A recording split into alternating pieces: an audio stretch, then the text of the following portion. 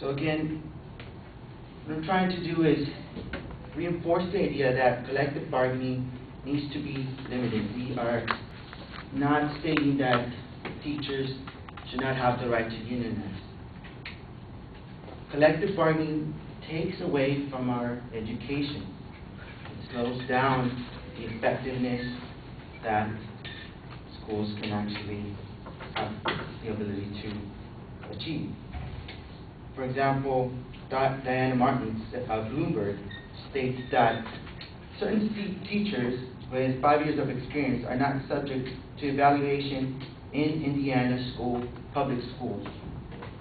During layoffs, teachers with equal seniority break the tie by using their birth dates, and then blind draw in Munster, enroll a die in East Allen County.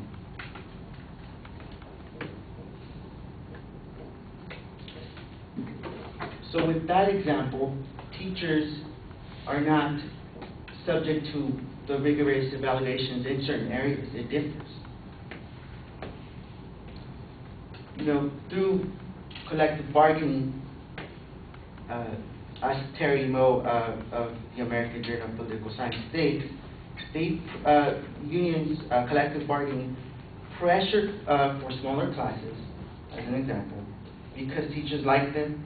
They require more hiring because they equal more union members, not because it's essentially good for the students. The problem is actually pretty straightforward, and if you look at what's going on television, you see that the problem is it's happening nationwide.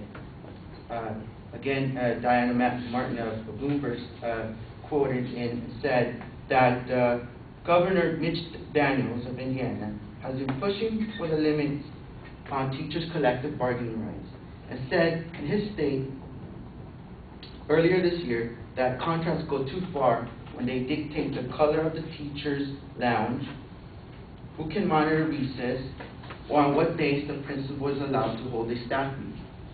In some counties, for example, a principal only has teachers actually have about 15 to 25 minutes to talk to a principal, and that is through collective bargaining. Carmen McCollum of the New York Times states that she gives certain examples, and she says that some recent contracts show how far the actual educational goals he thinks collective bargaining has in restraints. He gives examples. In East Chicago, teachers' lounges will be attractive, comfortable, and spacious. These are words that are in the actual collective bargaining. And another example, faculty meetings are limited to one per month. From Shelby Eastern Schools, teachers must be disciplined five separate times in response to 5 separate acts of misconduct before the contract can be canceled. Now, what all this language does is it slows down the system, and what it does is that when a collective bargaining is in place, it's hard to remove, and it makes things move a lot slower. So again, collective bargaining needs to be limited. Thank you.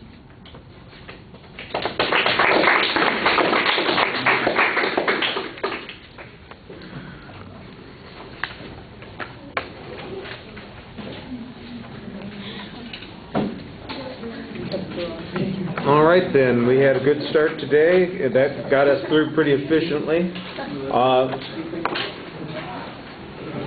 Did you guys see the announcement about the final? Yeah. Okay, so everybody's aware, and it's up there. All right, our final's a week from today. All right, on the night of the final, I think we have a debate scheduled, and we also have to do the bubble evaluations, too. So please... make sure that you bring that with you, or, you know, please make sure that you're here so we can do that.